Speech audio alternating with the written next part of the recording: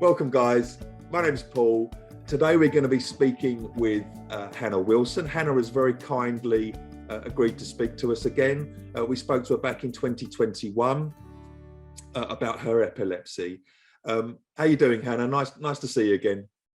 Nice to see you. Yeah, I'm okay, thank you. That's great. We've also got lovely Chantel with us. How are you doing, Chantel? Hi, I'm really well, thanks. Really happy and excited to be catching up with Hannah again, see how things have been progressing for her. Can you just explain a little bit about your epilepsy, please, if possible? Yeah, so I have focal impaired awareness seizures. So that means that I lose consciousness. They only affect one part of my brain, although now my seizures have actually started to change to tonic, clonic, which affects the whole brain. Is that something that has got progressively worse since we last spoke to you? Yes, it has. What impact is that having, Hannah, on your life? A huge impact. I've had to have quite a lot of time off work, and it also limits me with being able to go out and see friends, and the injuries that I get from my seizures, I then have to take time to recover, and that can take several days. So then I'm at home not able to do anything. It's tough. Yeah, it sounds really tough because tonic clonic is when you fall to the ground, isn't it? It is, yeah. And were you falling to the ground with your focal impaired awareness as well? Yes, I was, but with the tonic clonic, they last longer. So some of my seizures have been lasting up to 2 minutes, when before it was usually about 30 seconds.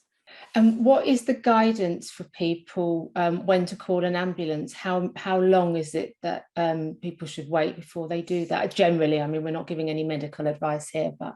Yeah, so usually it's 5 minutes. And it's exhausting as well as painful? It is, yeah. It takes so much out of me, just those 2 minutes. The rest of the day, I'm just completely wiped and I can't remember anything that's happened before, and all I want to do is go to sleep. How did you know that it changed from one condition to another? Is that something that you were diagnosed with, and did you go to the doctors and speak to them and say, I feel that this is getting worse, or it's changed? So I went to see my consultant back in August for a review, and we had a chat, and I explained to her how my seizures had become worse. And then she said that it would be best, because I've been on 2 medications now and that still hasn't worked, that it'd be best to get a referral to another hospital. And then when I spoke to the consultant at that hospital, she then diagnosed me with refractory epilepsy, which is drug resistant. Outside of this conversation, Hannah shared with us that she's tried been put on a different medication.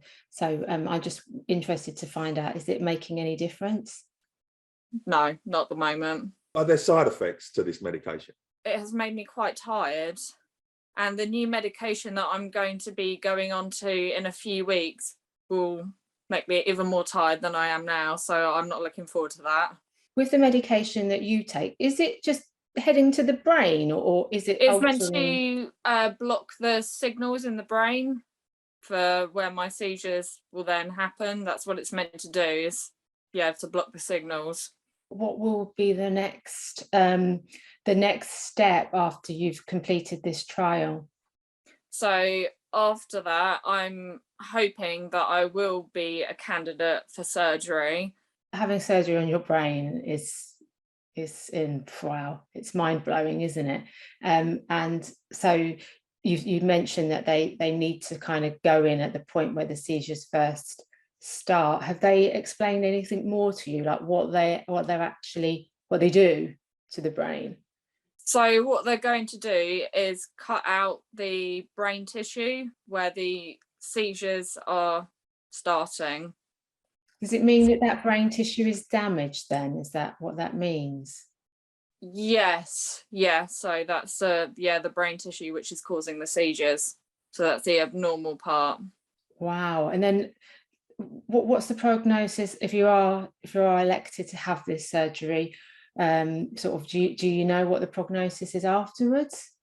Well, I know that 70% of people, once they've had surgery for their epilepsy, are seizure-free, but it could take up to 2 years to know whether it's actually made a difference. And I will have to continue with medication for at least up to a year to know whether, you know, it has actually made the difference, as I say.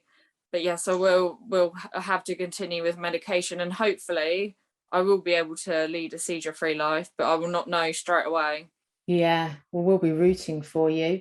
Yeah, I've just had to fight for so long, and it's not like somebody will get offered brain surgery straight away. It takes quite a few years before you can actually get offered the surgery. So to be offered the surgery, yes, because they've increased my medication so much, and it's just got worse, and it just got to a point where I thought, you know, that there's nothing that's going to make a difference with the medication.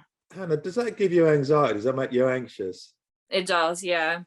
How do you deal with anxiety?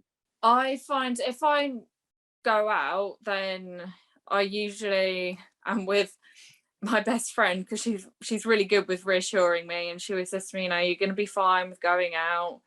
I'm here. So I always take her with me when I go out. Other than that, I just try my best to deal with it on my own, which isn't always easy, but I tell myself, you know, it's going to be okay. Nothing's going to happen. It's got to work through this. It's got to continue with life, because I can't let it take over my life. It can completely control everything, your every move. Yeah. Can't it? And understandably why. How has this impacted you at work? It's been very difficult. I mean, as I say, I have had quite a lot of time off lately.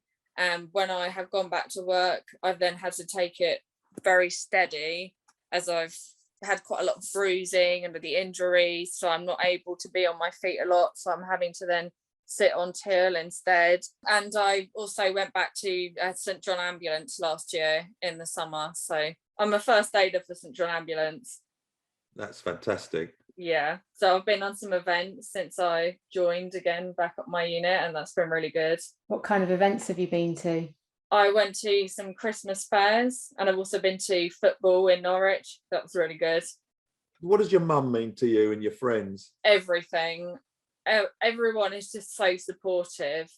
If I have a day where I'm feeling down, then I'll either talk to my mum about it, or I'll talk to my friends about it, and everyone reassures me. And are you still wearing the sunflower?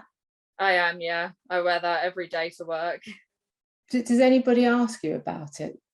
Yeah, I do get questions sometimes, and when people see that it says I have epilepsy, and then I'll just explain to them. And why do you wear it, Hannah? As well as it being important for people to be aware that I have a disability. It's, you know, that you'll see people how they react when they're like, oh, you're not wearing a mask, whereas at least I've got the sunflower lanyard on. So I think, well, maybe they might actually realise that there is something as to why I can't wear a mask. But it's difficult because it's an invisible disability. So a lot of people will look at me and they'll think, why is she not wearing a mask? She's absolutely fine. So I do find it's important to have that on, and people, yeah, they see that I have epilepsy.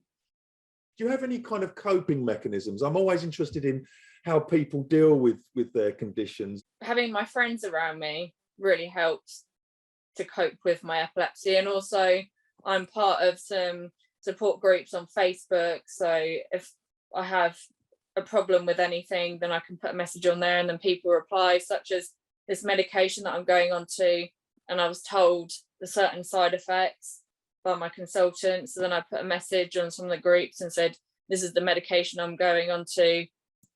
What side effects have you had with it? And then I get a response. So it's really helpful to be in those support groups.